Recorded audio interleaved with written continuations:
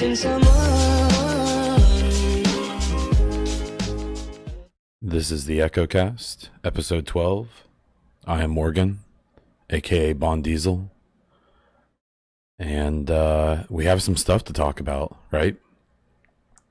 So if you didn't know what was going on with me, I on Friday returned from Los Angeles, where I had spent the week as a Ubisoft Star Player, mostly there for the Division and the things I've done for that game. And I'm tired still. I'm a little jet lagged, even though I feel a lot worse for everyone who was going overseas and had flights that were 3, 4, 5 times longer than mine. But sorry, I'm a baby. You're just gonna have to deal with it. It is the way it is. But we have a lot to get into, so I kind of just want to jump in. State of the game recap. Well, technically there wasn't one, but I do highly suggest going and watching all the streams during E3. They had some technical difficulties, but they did get a lot of streaming in and gave us a ton of info about the Division 2. I actually haven't even gotten through all of it yet, so I'm going to wait to comment on specific topics that they covered. But we'll get there. Kind of on that note, I do want to say I met just some incredible people. The fellow star players for the Division, fellow star players for all of the other games. Really cool people, just a really great group. The Just Dance people are insane and amazing. The cosplayers are just second to none. It was really, really cool. But as for the state of the game stuff and the stuff they covered at E3, I want to digest it myself and jump into it in further episodes. We have some time to kill, around 8.5, 9 months. So let's not get ahead of ourselves. For the Division news, so that section of this, again, is going to have to be cut off a bit. Many topics to come in the coming weeks and months. But just in general, we got some pretty significant The Division 2 gameplay reveal. Things like movement and cover, gunplay were featured.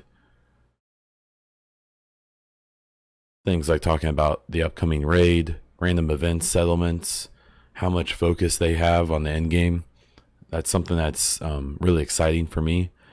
The fact that one of the biggest issues and one of the main reasons we lost so many players so quickly, despite selling 10 million plus units, was that a lot of people played and they finished and then there was nothing to do.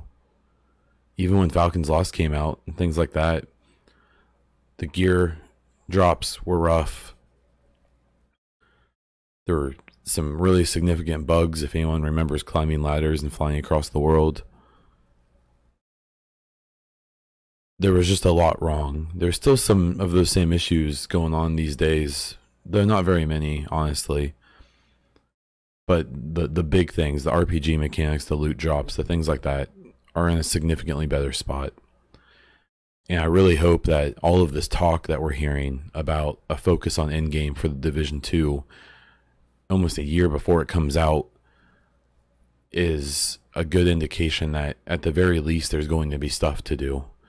Whether or not it's good or bad, that's going to be up to people's opinions and something we have to kind of wait for. But talk about the raids, the world events like the one that we did in the demo, not being even a mission. That's a big thing I want people to understand, that mission you see in the demo that I got to play 5, 6, 7 times is not a mission. That is something that you're walking and the civilian or someone will tell you about. Will say, hey, the True Sons have taken over the Air Force One crash site. If you take them out, we can start a settlement there and be a support for you in that area.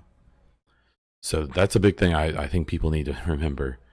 So things like settlements, random events, who knows what else, various modes and stuff we may be yet to get. There's obviously going to be a ton of information. They haven't released any information about PvP in the Dark Zone, or even the actual missions themselves, the structure. There's a lot of stuff we don't know yet. What we do know and what we have seen is really exciting and will give us lots and lots to talk about and speculate and analyze as time goes on. I'm really excited to do that and to bring you more of that, including an impression video I'm making directly after this podcast. So be on the lookout for that. It'll be on YouTube. I'll spam it on Twitter. Boom. Okay, so Division 2 speculation. Good Lord, we have so many topics now that we can cover with this, and I am super pumped to do it. For now, still on my own, maybe eventually with others. We'll have to see. This time, I'm going to do my first speculation, and I suspect it's going to be one of many in the coming months, on the Dark Zone and PvP in the Division 2. Let me preface this with, this is all speculation. I can say with my hand over my heart, they did not tell us, even behind closed doors, anything about the Dark Zone or PvP. At least not me. Maybe some other people got information I didn't. But I can actually feel pretty free in talking about the subject, because I literally, the only thing they've confirmed is the same thing you have heard on the stream, is that there is a DZ and there will be PvP. I believe those two things are the only things they've confirmed, and even in my week there, that is all I heard. So, the first thing, and I've talked a little bit about it on stream, but what type of rogue system are we going to get? I think there's people who want a kickback to Rogue 1.0 or the original Rogue system. I think there's people who think that Rogue 2.0 was a beta test and they'll basically just do that. I'm of a few opinions. I think we are either going to get like a Rogue 3.0 that is significantly different than 2.0, and maybe even more in the direction of making the DZ fun for average people, casual players, and making it not as cutthroat as it used to be. Mechanics similar to the Rogue Switch and things like that will continue and maybe even be enhanced. I would think that there maybe be some kind of hand out to the rogue, the people who enjoy doing that and going rogue, and allowing them to, you know, the checkout station for the manhunt stations and stuff, making those a little bit better, if that's the proper word, and to make that a more satisfying experience for them. Hiding the manhunt location, preventing heals between players that aren't a lot like in the same group, you know, stuff like that. I'm all about making that better. I personally would like to see something like a Rogue 1.5, even maybe a kickback. One thing I will say that I like the mechanic of the Rogue Switch, and I understand why it exists. I do kind of miss how you used to be able to just to jump on people and go nuts. Probably because I suck and that was the only way I could get kills.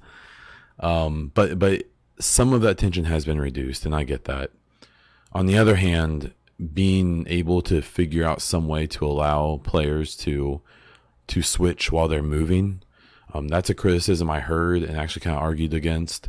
But when I found myself in the last few months trying to go rogue and finding how cumbersome that system is to have to stop completely, hit your switch, and then run and try to shoot when players are notified and they can look and see you and be ready as soon as you switch, I get it. I get that criticism, and I'd like to see that handled better so it feels more fluid. I've seen ideas thrown out there like you select to be a rogue when you enter the DZ, and so as soon as you see someone you can shoot them, but everyone knows that is your intent.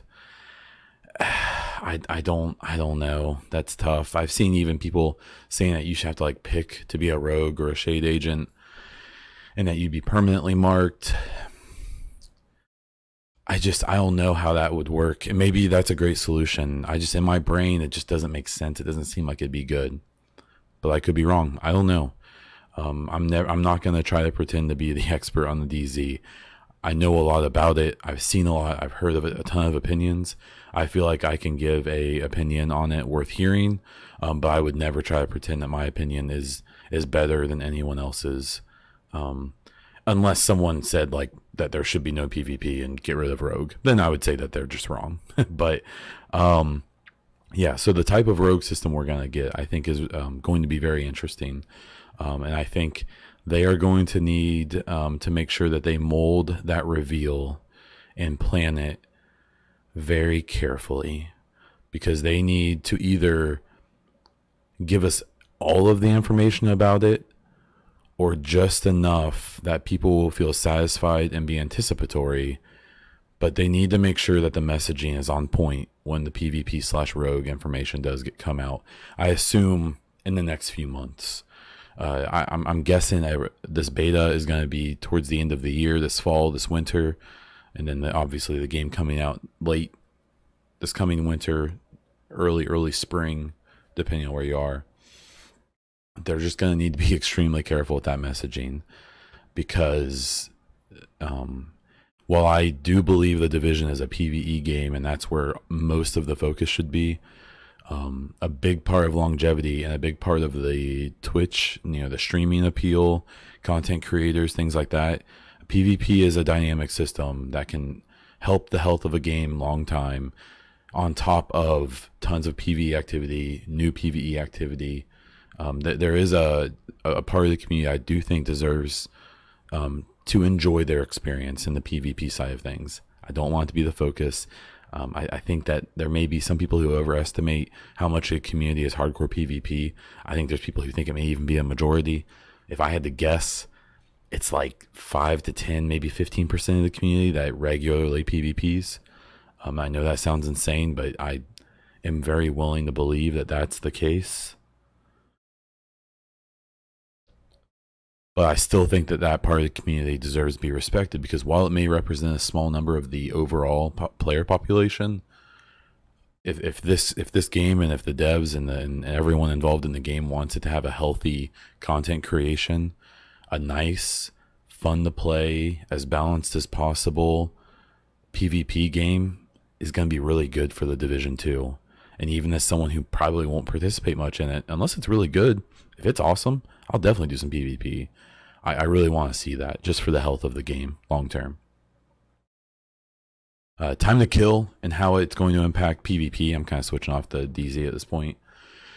Time to kill, as we saw it in the demo, with the AI enemies and with yourself, and how many times you had to get hit to lose all of your armor and start to lose health, which is a pretty small pool, it seems, is something I think is going to be awesome for PvP if it translates in a similar way.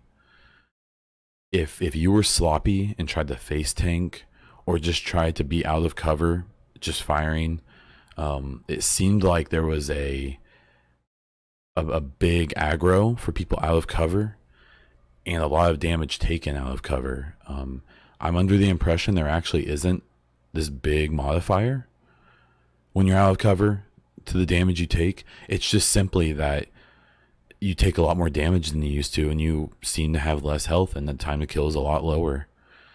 The time to kill to me feels a lot like it's not realistic. One headshot with the average gun is not going to be a kill.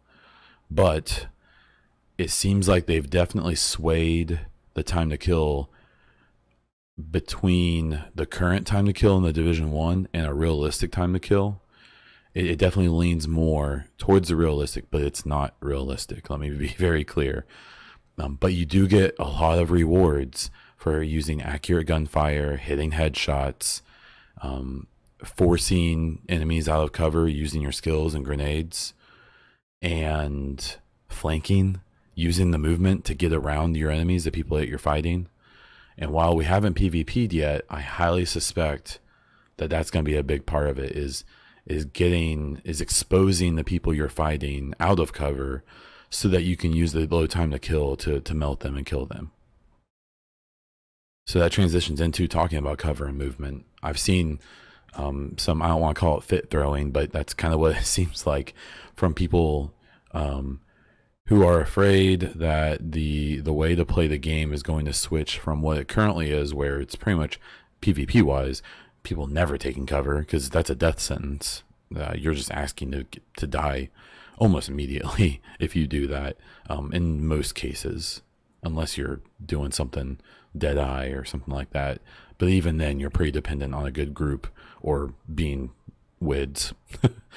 But I really think people need to not worry so much about it being 100% cover dependent. I suspect the way that encounters are going to work out is it's going to start with people taking cover, deploying their skills, deploying their grenades, deploying their talents, and things like that. And then people moving into their builds. So there may be someone who has a build that's really well designed to maybe not necessarily face tank, but to move and try to flank the people you're trying to fight. There's going to be people who are going to have builds, I think, that are purely for support, using a sniper rifle, LMG, things like that, to keep people in cover and or punish them when they come out, with allowing their teammates to move up. Solo fighting, I don't know. It's going to depend on how the gear works out. We don't know. We kind of have an idea of how the gear is going to work and things like that. But, nothing's guaranteed at this point still. And we'll have to kind of see how that works out. But I really don't think people need to worry that, because I don't want a 100% in cover PvP. That would be awful. It would take forever. With the skills and stuff we have, there's been some big changes to the way that the really, really powerful skills work. And I don't know that this has been covered in any media officially. So I don't feel at liberty to say how it works yet until I see them come out and talk about it themselves. But the way that really powerful skills work does require some skill now, where less powerful skills, or ones that aren't necessarily damage dealing, are autonomous and you don't have to use skill for them. Or at least that's the way it seems. We saw a very, very, very limited number of skills and them being used, like the drone and the beehive and things like that. The beehive is a skill that I actually don't know how that will work in PvP, unless unless we have our own weak points now, which could be interesting, but I don't know how that would work necessarily. But I'd be curious. But the beehive, in theory, again, PvP would be useless if it works the same as it currently does, which it may not. We'll have to see. Talking about skills and things like that, I really am excited about the changes that seem to be happening with that. Like I just said, that really powerful skills are going to have mechanics in place that force you to use skill, and that it won't be automatic and autonomous necessarily. But then ones that are meant to be more support skills and stuff like that will be, and you won't have to worry about them as much and things like that. I'm really excited about that and how that's going to play out and how it's going to kind of satisfy everyone, I think. And then the last thing I'll talk about is a big thing I've heard a lot, and I've even talked about it myself, is things to encourage competitive gaming. So I don't think the Division needs to be a competitive game. I think Ubisoft has games like Rainbow Six Siege that are, with 35 million players and this giant esports base that has that covered for Ubisoft, right? At the same time, that couldn't hurt, For me, the PvP in the Division 2 needs to be at least fun and satisfying, if not competitive. That might be tough, and I get that, without doing like set gear and things like that for PvP, which is a whole different discussion. But the ability to have some kind of private servers or something, like in the Division 1 currently, if there were private servers for something like Skirmish, I think you would see a competitive scene come out of the Division, even if it was fairly small. Especially if you could restrict certain skills, you could change damage modifiers, you could do things like that in a private server. I think you would legitimately see a relatively healthy, if not kind of small, competitive scene come out of the Division. And I think it'd be really interesting.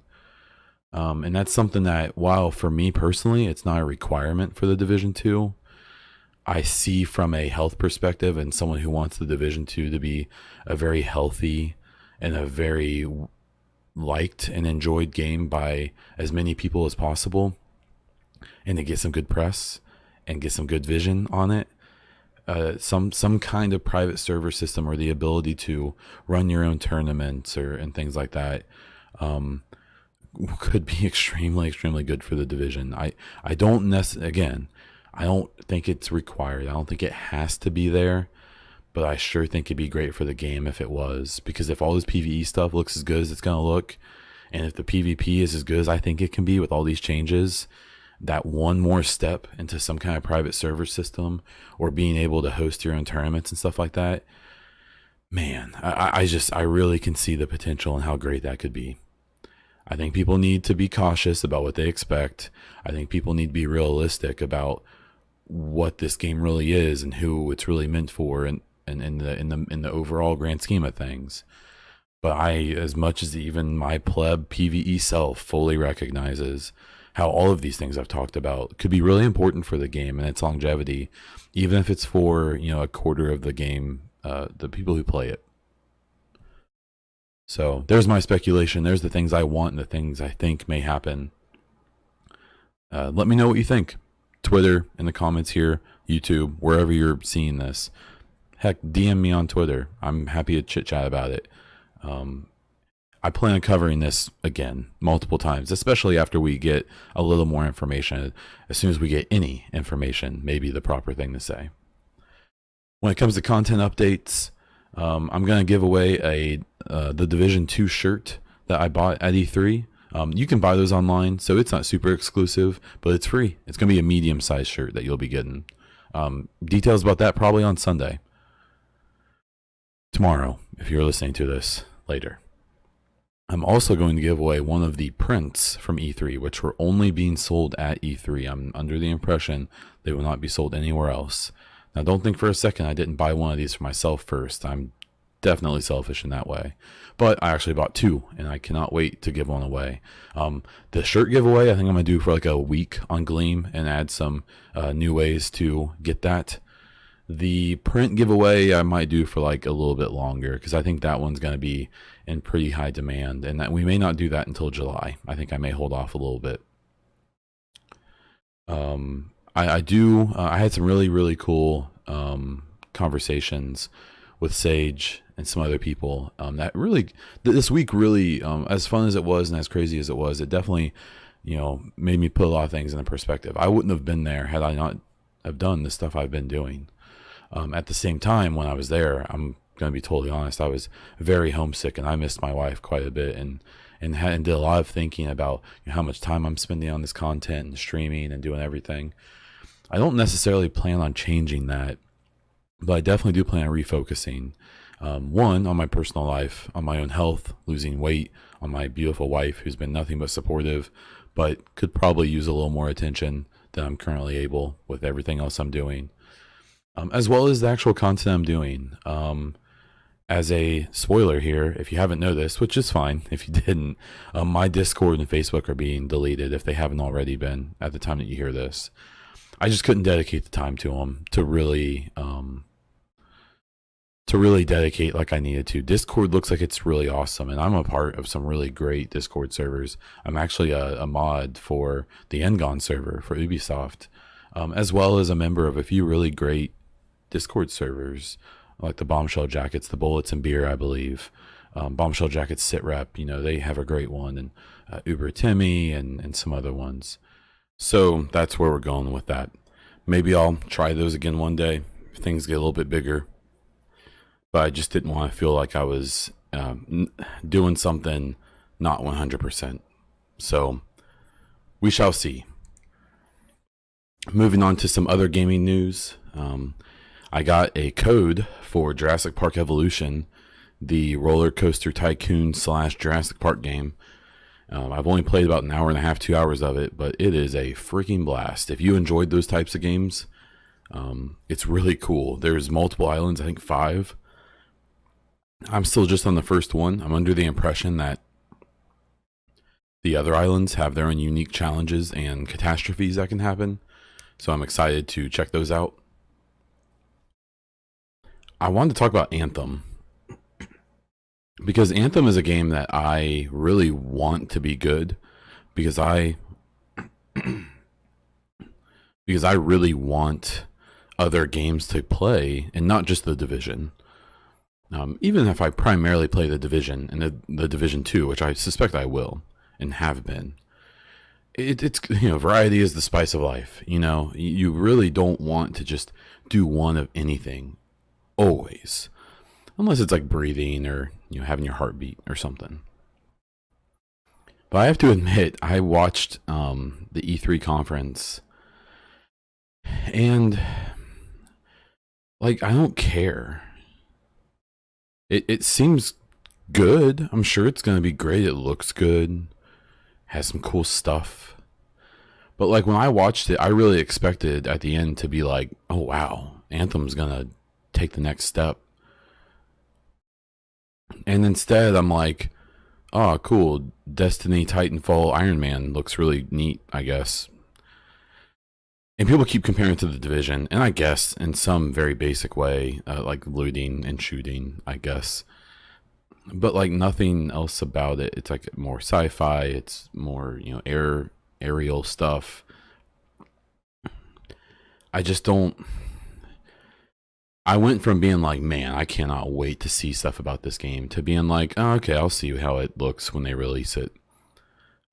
Knowing now that it's going to come out the same month, like a week after the Division, there's going to be a lot of artificial competition that's going to start to get talked about, in news, gaming websites and blogs and stuff, and fans of Anthem and fans of the Division, I'm sure, are going to start teeing off on each other for some reason.